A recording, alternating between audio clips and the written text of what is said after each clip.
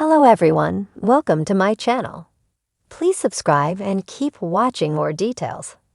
Todd Chrisley's most controversial comments since leaving jail. Todd Chrisley may have left prison behind, but the scandal didn't stay locked up. Since his release, the former Chrisley knows best star has been on something of a media spree. And let's just say, his remarks are raising more eyebrows than his poorly blended contour. Never one to shy away from the spotlight, Todd's post-prison commentary has ranged from tone-deaf to downright offensive. Whether he's discussing his wife, his fellow inmates, or reality stars who didn't ask to be name-dropped, Todd is reminding us all why silence is sometimes the most luxurious accessory.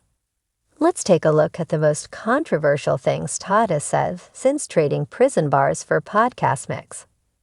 Todd Chrisley's most controversial quotes since leaving prison. Personally, I'm not a fan of anyone who tries to hoodwink the IRS. But here we are talking about Todd. His Libra-style life has been forced back into our algorithms. But this time, he isn't minding his P's and Q's. This one had jaws on the floor, especially considering the widespread reports of poor conditions and inedible meals in federal prisons. In December 2023, Todd told News Nation, "The food is literally, I'm not exaggerating, the food is dated, and it's out of date by, at minimum, a year. It's a year past expiration, and they are literally starving these men to death here. These men are getting, I don't know, they are getting 1,000 calories a day."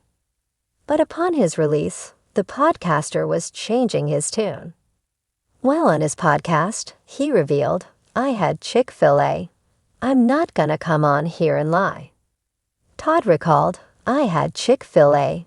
I had Burger King. I had pizza. I had Culver's," which let me just go ahead and tell you, this is not an ad, but Culver's is my jam now. The comments immediately sparked backlash, with critics calling it dismissive and out of touch. Was this a prison stay or a vacation? Coming from someone with a history of privilege, it felt like yet another moment where the bad guy is given special treatment.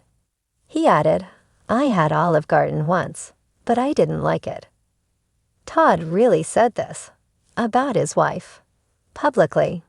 During their first podcast episode since being released from prison, Todd noted, "I'm not going to lie. When I first saw you when I got out of that car, I started thinking about going back. But then I thought, let me embrace this. This is a moment." Todd made it clear that when he first saw Julie, he wasn't attracted to her.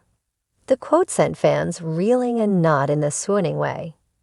Julie Chrisley, who stood by him through a federal trial, sentencing, and her own prison time, deserved better than being reduced to a meh first impression in a post-prison soundbite.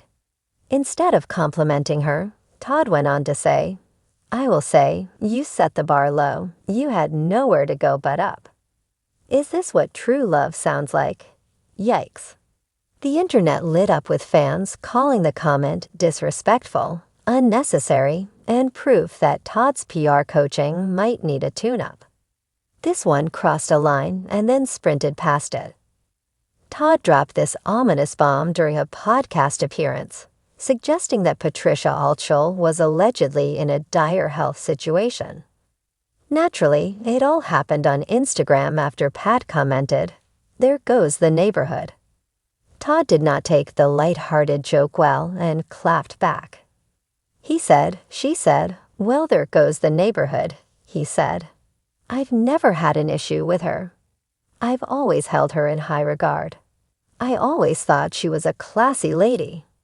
He added, "This is a woman that's in her 80s. She could be my mother." I said, "Please don't. Please don't go back on this old lady. Do not do that. Because at the end of the day, she's old." Not only did it come off as cruel, but it also felt like a cheap attempt at stirring up headlines. Fans and fellow Bravilevs slammed the comment as exploitative, and federal prison swung shut behind Todd Chrisley in early 2023, Many expected the former reality TV patriarch to go quiet, humbled by the gavel of justice.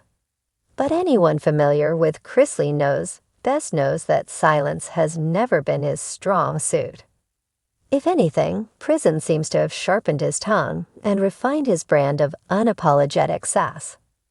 With phone interviews, leaked letters, and his children sharing quotes from him like Holy Scripture, Todd Chrisley has continued to stir the pot with controversial comments that oscillate between defiant, delusional, and darkly comedic. Here are some of the most eyebrow-raising, tea-spilling, Southern-fried soundbites Todd Chrisley has allegedly made since donning his cactus behind bars. 1. They put a king in a cage, but I still rule.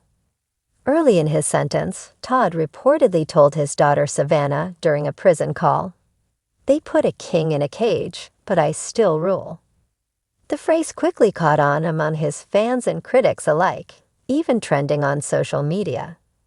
To some, it was a sign of Todd's unbreakable spirit. To others, it was proof he hadn't learned a thing. Either way, the self-proclaimed king of real estate clearly hadn't relinquished his throne, even if it now consisted of a bunk bed and cinder block walls. 2. This place has better manners than half the people in Hollywood. In an interview Savannah did on her podcast, she shared her father's observation that his fellow inmates were more respectful, more well-mannered, and less fake than the people he met in show business. At least in here, Todd reportedly said, "No one pretends to like you.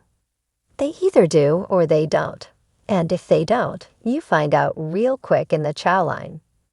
It was an oddly philosophical moment from a man whose empire once revolved around curated perfection. But it didn't sit well with some Hollywood acquaintances, who clapped back online, accusing Todd of biting the hand that once fed him luxury and fame. 3.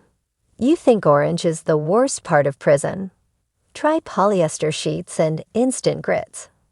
In what many took as a passive-aggressive dig at prison conditions, and perhaps at the glamorized portrayal of jail life in media, Todd reportedly lamented not the lack of freedom, but the fabric and the food. Polyester sheets that trap heat like a Ziploc bag, he allegedly said. And grits so instant, they taste like regret.